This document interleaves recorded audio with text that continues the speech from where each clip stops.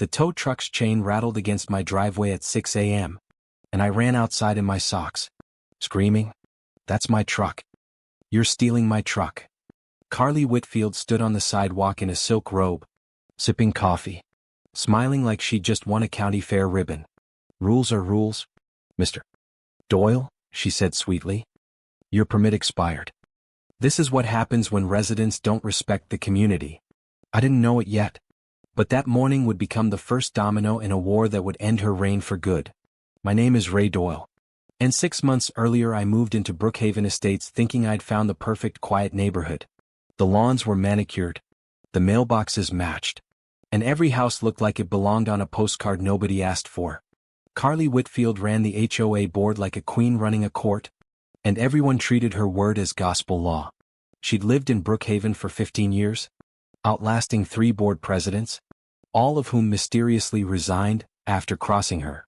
I bought my house because of the big backyard, perfect for my daughter's swing set and my weekend truck projects. Nobody warned me that Carly considered my pickup truck a personal insult to the neighborhood's aesthetic sensibilities.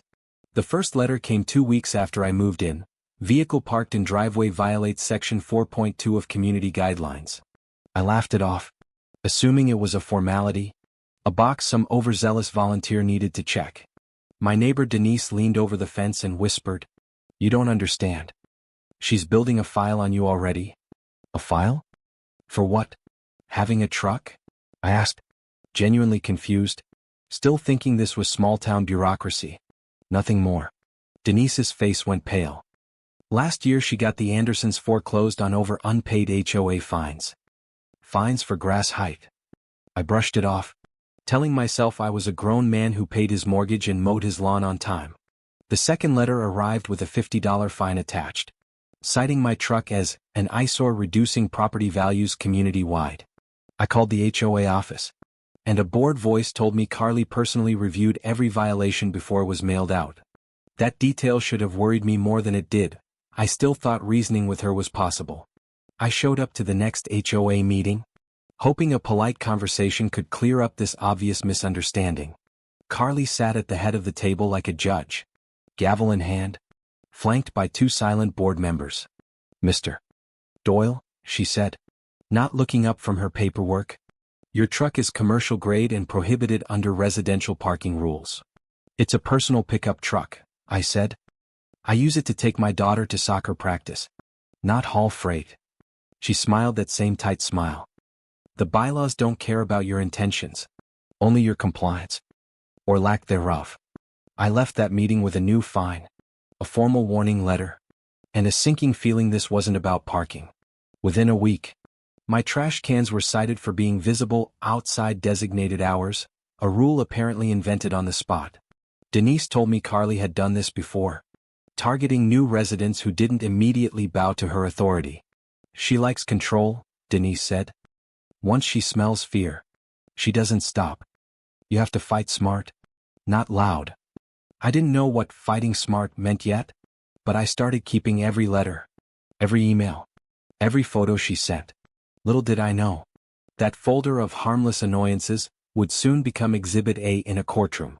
The fines kept coming: mismatched curtains, a garden gnome too whimsical, a basketball hoop structurally non-compliant, with zero explanation given. Each violation notice arrived typed, timestamp, and signed personally by Carly, like she was proud of her petty empire. My wife Jenna suggested we just pay the fines and avoid conflict, but something in me refused to bow. I started photographing other yards, trucks, boats, mismatched shutters, proving the rules applied selectively, only to people Carly disliked. My neighbor across the street, a retired cop named Frank, had an identical truck parked in his driveway, untouched for years. Frank told me quietly, "She likes me. I bring her firewood every winter. That's the real rule around here." That's when it hit me, this wasn't about bylaws. This was about who kissed the ring and who didn't. I refused to kiss any ring, and Carly seemed to take that refusal as a personal, unforgivable insult. The fines escalated to $200 a week, threatening a lien on my house if I didn't comply immediately. I finally called a lawyer, a sharp woman named Priya Anand who specialized in HOA disputes and community law. Selective enforcement is a real legal problem, Priya said, reviewing my folder. Document everything. This could get interesting. I didn't realize how interesting until Carly, drunk on her own authority, made her first truly reckless mistake. She sent an email, accidentally CC'ing me, bragging to another board member about finally breaking that Doyle guy. The email read, "He'll sell within a year. Just like the Hendersons did. Works every time if you're patient." My hands shook reading it. The Hendersons. She'd done this before. And apparently, it had worked before too. I forwarded that email to Priya immediately, and for the first time, she smiled instead of frowning at my case. "This," Priya said, "is what we call a pattern of harassment. Karen just handed us a gift. I found the Hendersons through an old neighborhood Facebook group and messaged them, asking gently about their sudden move. Their reply came fast. She made our lives hell over a fence color. We couldn't afford the lawyer fight. We just left." Something in me hardened reading that message. This wasn't just my fight anymore. This was about every family she'd bullied. I started attending every HOA meeting, recording audio legally, per Priya's advice, building a timeline nobody could dispute. Carly noticed my new confidence and didn't like it one bit. Her smile got tighter, her fines more aggressive. She accused my daughter's chalk drawings on the driveway of being unauthorized artistic modifications to community pavement. I almost laughed out loud in the meeting, but Priya squeezed my arm, whispering, "Let her keep talking. Record it all." That night, Jenna asked if we should just move, avoid the stress, protect our daughter from constant tension. "No," I told her. "If we run, she wins again, and some other family gets crushed after us." Denise slipped a folder under my door one evening. Anonymous notes detailing Carly's questionable spending of HOA reserve funds. My pulse quickened flipping through it. Payments to a landscaping company owned by Carly's brother-in-law. Wildly overpriced. Barely documented. This wasn't just a bully anymore. This was potentially fraud. And fraud meant something far bigger than a truck fine. I sent everything to Priya that night with one line, "I think we just found something much bigger than parking." Priya called at 8 a.m., voice tight with excitement. "Right. This landscaping contract is a red flag the size of Texas." Public records showed Carly's brother-in-law's company got triple the market rate, with contracts approved solely by Carly's signature. No beats. HOA boards require competitive bidding over a certain threshold, Priya explained. This blew past that threshold 3 years running. I felt something shift inside me, not just anger anymore, but a cold, focused determination to expose her completely. We filed a formal records request demanding 5 years of HOA financial statements, invoices, and board meeting minutes. Carly denied the request within 24 hours, citing privacy concerns, which only made Priya more certain something was buried. "Homeowners have a legal right to these records," Priya said, drafting a demand letter citing the exact statute violated. Meanwhile, my truck fines hit $800, and a lien notice arrived threatening to attach itself to my house. Jenna's hands trembled reading the lien letter. "Right. This could actually affect our mortgage. Are you sure about this?" "I'm sure," I said, though inside, doubt crawled through my chest like ice water down my spine. Priya filed an emergency motion to stay the lien, arguing selective enforcement and improper fine escalation without due process. A judge granted a temporary hold, and for the first time, Carly's unstoppable machine hit actual legal resistance. She showed up at my door personally that evening, something she'd never done, smiling with barely concealed fury. "You think a lawyer scares me?" she said. "I've been doing this for 15 years. I always win, Mr. Doyle." "Then you won't mind us reviewing your financial records," I said calmly, closing the door before she could respond. That night, someone slashed my truck's tires. No cameras catching the culprit. No proof beyond gut instinct pointing straight at her. Frank, the retired cop, installed a hidden trail camera on his porch, aimed discreetly at my driveway just in case. "I've seen her operate before," Frank admitted quietly. "She's careful. But careful people still make mistakes eventually." I filed a police report about the tires, more for the paper trail than any real hope of an arrest. Carly, meanwhile, called an emergency board meeting, proposing a new rule specifically banning commercial-style vehicles with modified suspensions. My truck was stock, completely unmodified, but the rule was clearly written to target me and nobody else in Brookhaven. At the meeting, a quiet board member named Sam Okafor raised his hand, asking why this rule targeted one resident. Carly snapped at him. Because he's the problem. Some of us actually care about this community's standards. Sam didn't argue further in the room, but he found me in the parking lot afterward, looking nervous, glancing around. I've seen the financial statements, Sam whispered. Things don't add up. I think she's been skimming for years. My heart pounded. A board member? Willing to talk. Willing to potentially testify against Carly's tyranny. This changed everything. Sam agreed to meet Priya privately, terrified of retaliation, but tired of watching Carly destroy families for her own ego. She threatened my job once, Sam admitted to Priya. Said she knew my boss. I believed her. I stayed quiet. Priya recorded his statement. Carefully, legally, building what she called a wall of testimony Carly can't talk her way around. Meanwhile, the trail camera caught something, a car matching Carly's, driving slowly past my house at 2 a.m. twice. It wasn't proof of the tire slashing, but it was suspicious enough to make Frank raise an eyebrow and say, "Interesting." I brought the footage to Priya, who filed it alongside the police report, building a broader pattern of harassment. The new vehicle rule passed anyway. 3 votes to 2. With Sam voting against it publicly for the first time. Carly stared at Sam like he'd betrayed a blood oath. Her jaw tight. Her pen snapping in half on the table. That crack in her composure told me something important. She wasn't invincible. She was just very good at hiding cracks. I filed to have the new rule overturned, citing it as retaliatory and targeting a specific homeowner unfairly and illegally. Local news picked up a small blurb about HOA drama in Brookhaven, and suddenly neighbors started messaging me their own stories. A woman named Teresa messaged, she fined my elderly mother for a wheelchair ramp being unsightly. We had to fight for months. Another neighbor, Marcus, shared, she got my above-ground pool banned midsummer. No warning. Just a sudden safety concern. Piece by piece, a pattern emerged. Carly targeted anyone who didn't have money, time, or willpower to fight back. I started a private group chat, quietly gathering these residents, calling it simply Brookhaven Truth, away from Carly's watchful eyes.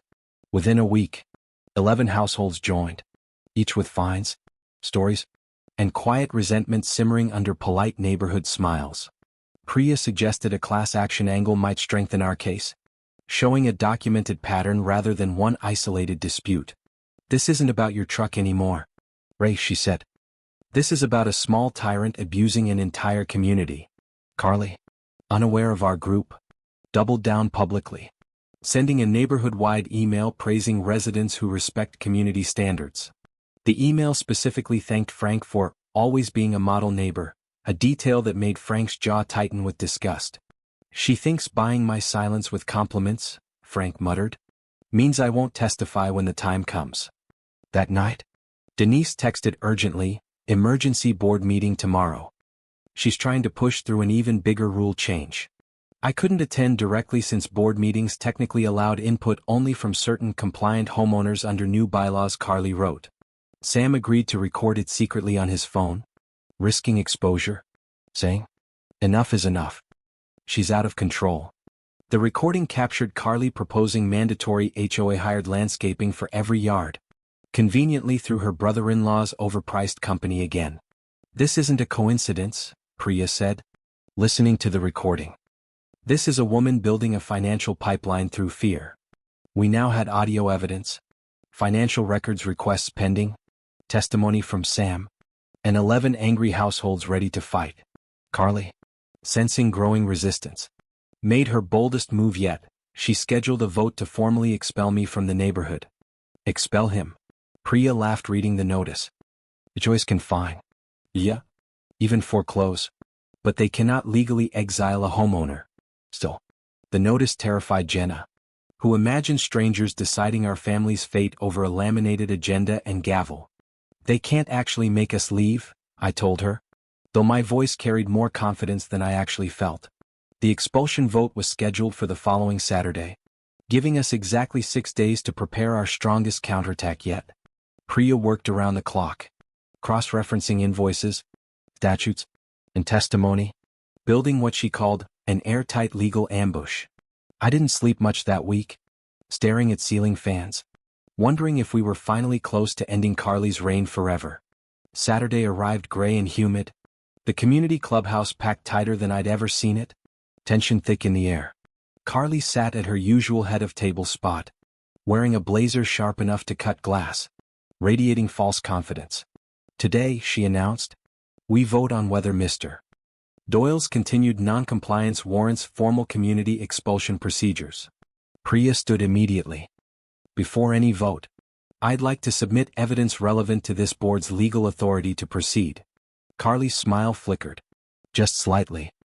This is a community meeting, not a courtroom. Counselor. Sit down, please. It's a public meeting with recorded minutes, Priya replied calmly, which makes everything said here potentially discoverable in litigation.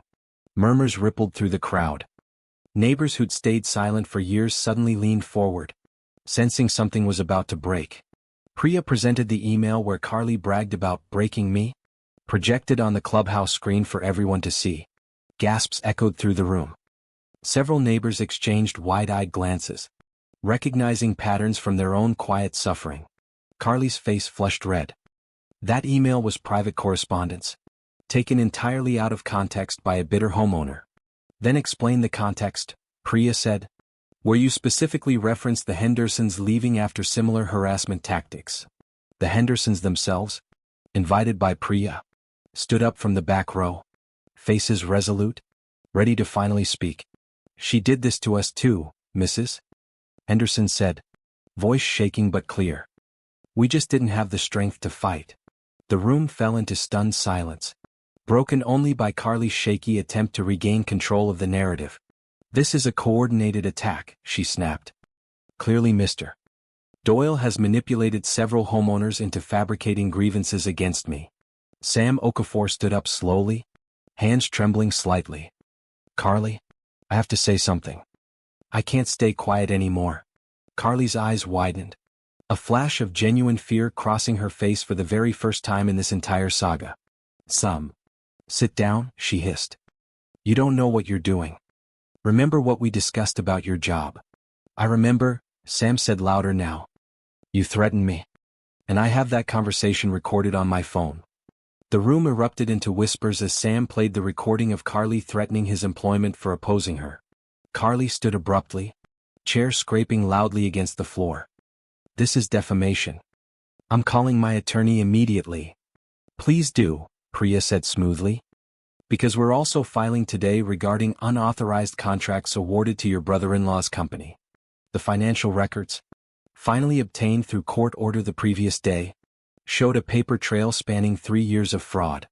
Invoices for landscaping work that was never performed, inflated by hundreds of %, approved solely by Carly's signature alone. That's embezzlement of HOA reserve funds, Priya announced. Approximately $140,000, by our accountant's estimate.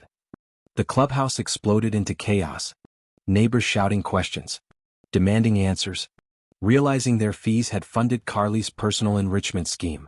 Carly tried one last desperate move. These documents are forged.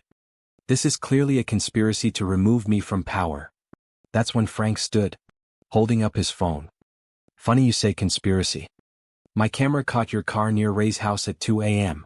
Twice, Frank added grimly. The same night his truck's tires got slashed. Care to explain that, Carly? Carly's composure finally shattered completely, her voice cracking as she stammered excuses nobody in the room believed anymore. I was just driving around. I couldn't sleep, she said weakly, the confident tyrant reduced to a stammering, cornered liar. The board's own bylaws officer, previously silent, stood and read aloud the emergency removal clause for board misconduct. Given presented evidence of fraud, harassment, and financial misconduct, I move for Carly Whitfield's immediate suspension pending full investigation. The vote was nearly unanimous, only Carly herself voting against her own suspension in a moment of pure, Pathetic denial. Police arrived 20 minutes later, called by Priya beforehand, ready to formally document the embezzlement evidence for criminal investigation. Carly was escorted out of the clubhouse, her blazer suddenly looking less like armor and more like a costume stripped away. "This isn't over," she hissed at me as officers guided her toward a patrol car parked outside. "Actually," I said, "it is. You just don't know it yet."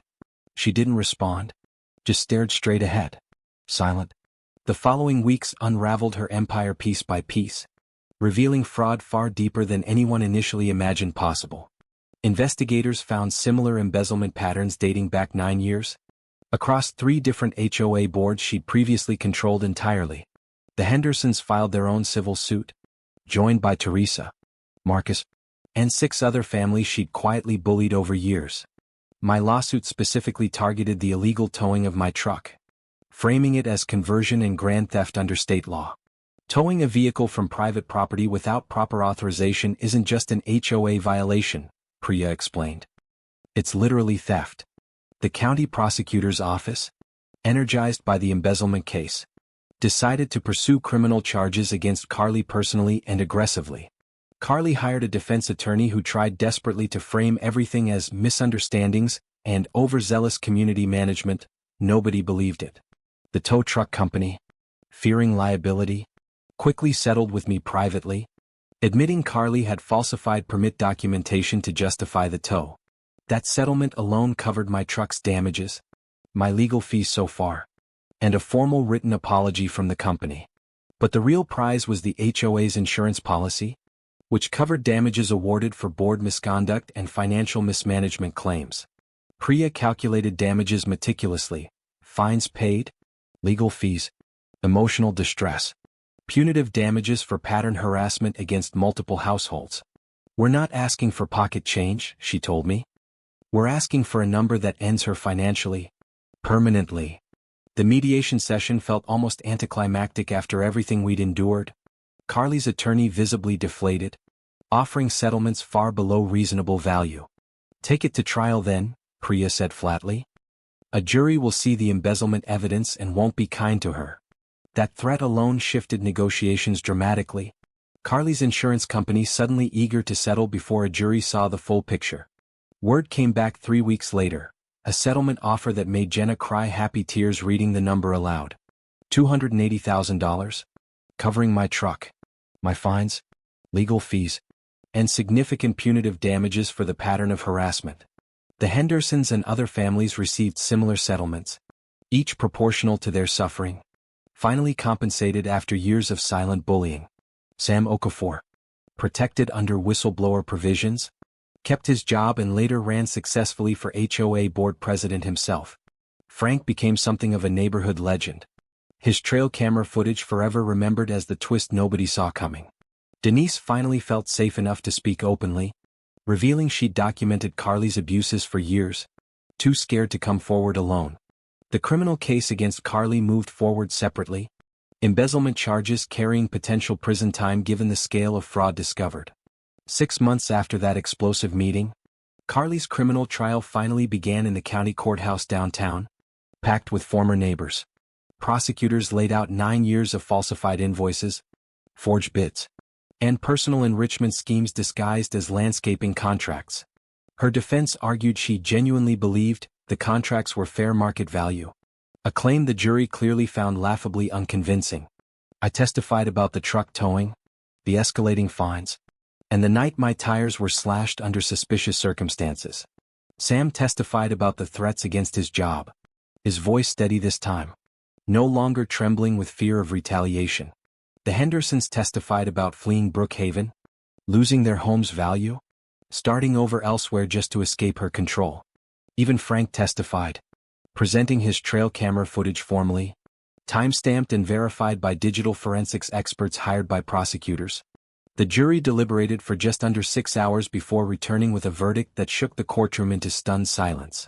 Guilty on all counts: embezzlement, fraud, witness tampering related to Sam's threats, and falsification of official community documents. Carly's face went white, her attorney gripping her arm as the judge began outlining sentencing guidelines for the following month. Outside the courthouse, Reporters swarmed. Having picked up the story weeks earlier under headlines like HOA Queen's Reign of Terror, I gave a brief statement. This was never about a truck. It was about protecting people who couldn't protect themselves. Jenna stood beside me, holding our daughter's hand, finally allowing herself to feel the relief we'd both been chasing. 1 month later, sentencing day arrived, and Carly stood before the judge, her confident posture completely gone, replaced by exhaustion. The judge cited the cruel, calculated, and prolonged nature of her actions, sentencing her to 4 years in state prison. Restitution was ordered in full, every dollar embezzled, every settlement owed, garnished from assets seized during the investigation process.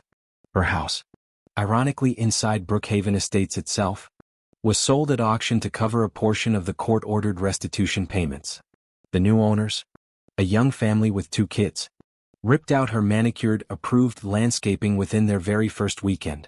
Sam Okafor, now HOA president, immediately repealed the vehicle restriction rule, along with dozens of other selectively enforced regulations. No more targeting people, Sam announced at his first meeting. Rules should protect the community, not punish individuals arbitrarily. The 11 families from our original group chat became genuine friends, hosting a neighborhood barbecue celebrating the new Ferraricho Frank grilled burgers that day, laughing about his trail camera finally earning its keep after years of catching raccoons. Denise cried a little, admitting she'd almost sold her house twice, too tired to keep fighting Carly's constant harassment alone. "You gave us permission to fight back," she told me. "We just needed someone stubborn enough to start it." My truck, fully repaired and freshly detailed, sat proudly in my driveway that day. No permit stickers. No fees. No threats. My daughter drew chalk flowers across the driveway that afternoon, and nobody said a single word about unauthorized modifications. I thought about the Hendersons, forced out years earlier, and felt a quiet satisfaction knowing their settlement finally arrived too. Overdue but real. Priya, sipping lemonade at the barbecue, told me this case would become a teaching example in her HOA law seminars. "Most people just pay the fine and move," she said. "You proved fighting back can actually work, if you're patient." I told her patience wasn't really the word. Stubbornness was closer, mixed with a refusal to watch bullies when uncontested. Word of the case spread through legal circles, and several other HOA boards nationwide quietly reviewed their own bylaws afterward. A local news outlet ran a follow-up piece titled, "How One Truck Owner Took Down an HOA Empire," featuring our whole street. Teresa's elderly mother, whose wheelchair ramp had once been fined, received a formal written apology from the new HOA board. Marcus reinstalled his above-ground pool that summer, his kids splashing happily in water that once represented a safety concern nobody explained. Carly's brother-in-law's landscaping company folded within weeks, unable to survive the reputational damage from the embezzlement trial coverage. I visited the county courthouse records office once more, just to confirm the restitution garnishment was processing correctly for everyone owed. The clerk recognized my name immediately. "You're the truck guy," she said, smiling. "Everyone here still talks about your case." I laughed, realizing I'd become an accidental legend among clerks and lawyers who dealt with HOA disputes every single day. Jenna asked if we'd stay in Brookhaven now that everything had settled, or consider moving somewhere with less complicated history. "We're staying," I told her. "This neighborhood is finally what it was supposed to be." We fought for that. Sam invited me to join the new HOA board, an offer I politely declined, preferring quiet weekends over community politics. "Someone still needs to keep us honest," Sam said. "Maybe not on the board, but definitely watching from the sidelines." I accepted that role happily, attending occasional meetings, offering advice, but mostly just enjoying my hard-won, peaceful, ordinary life. Carly, meanwhile, began serving her sentence at a state facility 3 hours away, her once untouchable reputation utterly, permanently destroyed. Reports later surfaced that fellow inmates nicknamed her the Karen, a title she apparently despised more than the sentence itself. I never visited her, never wrote letters, never felt the need for closure beyond what the courtroom had already provided. Some wounds heal simply by watching consequences finally land on the person who caused them in the first place. 2 years later, Brookhaven Estates was named Best Managed Community in the county, largely due to Sam's transparent, fair leadership. The irony wasn't lost on any of us. The neighborhood Carly nearly destroyed became a model for how HOAs should function. My daughter, now older, still draws chalk flowers on our driveway every summer, a small tradition that means more than she knows.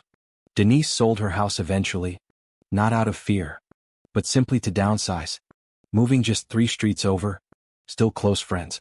Frank's trail camera remains mounted on his porch, mostly catching raccoons again, occasionally joked about as Brookhaven's silent guardian.